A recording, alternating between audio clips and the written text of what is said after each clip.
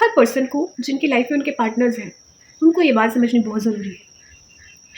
अगर आपका पार्टनर आपके पास बार-बार आता है और आपसे एक ही उम्मीद रखता है कि आप उसे सुनें और अपनी प्रॉब्लम रख रहा है, आपके लिए वो प्रॉब्लम छोटी हो सकती है, आपके लिए वो प्रॉब्लम इग्नोर करने लायक हो सकती है। हो सकता है वो आपके पार्टनर के लिए बड़ी प्रॉब्लम हो।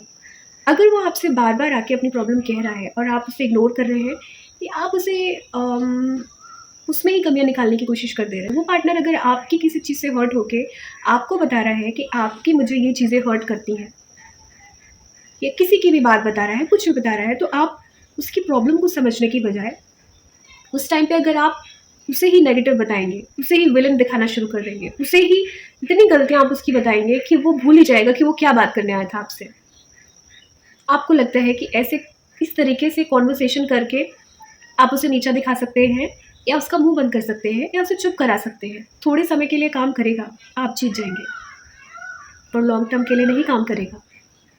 जब आपका पार्टनर आपसे इमोशनल हेल्प चाह रहा होता है, क्योंकि हर व्यक्ति को समझने वाला कोई चाहिए। आपका पार्टनर आपके पास आके इमोशनल हेल्प आपसे चाह रहा होता है, माँग रहा होता है, उसका तरीका कुछ भी हो सकता है। हो सकता है उसको बात करना ना आता हो सकता है उस जिस तरीके से बोलता हो वो आपको ट्रिगर करता हो या आप उसको नेगेटिवली ले रहे हो, या हो सकता है कि वो बोलता पॉजिटिव हो, आप लेते ही नेगेटिव हो।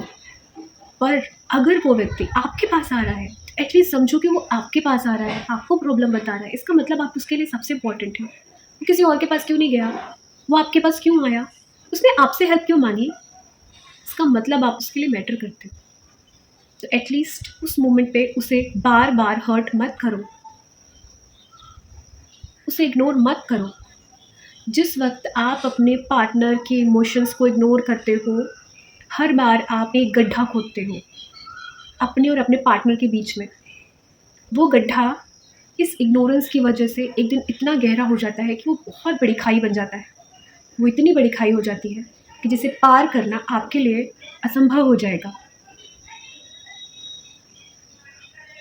वो सहकर, रोकर चुप हो जाता है, इसका मतलब ये नहीं है कि वो कमज़ोर है और वो कुछ नहीं कर सकता। इसका मतलब है कि वो सही वक़्त का इंतज़ार कर रहा है। इसका मतलब है कि वो उस एक दिन का इंतज़ार कर रहा है जब आप उसको सुनोगे, जब आप बदलोगे, जब आप उसको समझोगे। सब्र तो सब्र होता है। जिस दिन वो सब्र का बाँध टूट जाता है, उस दिन आपका पार्टनर आपसे फ़िज़िकली ना सही तो इमोशनली सेपरेट हो जाता है। फिर आप उसके लिए वो नहीं रहते, जो कभी थे।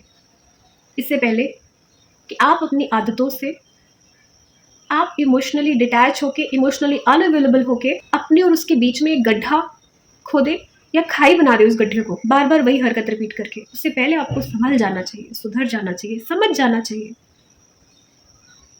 कि सब्र की भी एक सीमा होती है। कोई व्यक्ति अगर आपके पास आ रहा है, तो वो आपके पास आ रहा है क्योंकि वो आपको चाहता है। एटलीस्ट उसके इस इमोशन की, उसके इस इनिशिएटिव की रिस्पेक्ट कीजिए। धन्यवाद।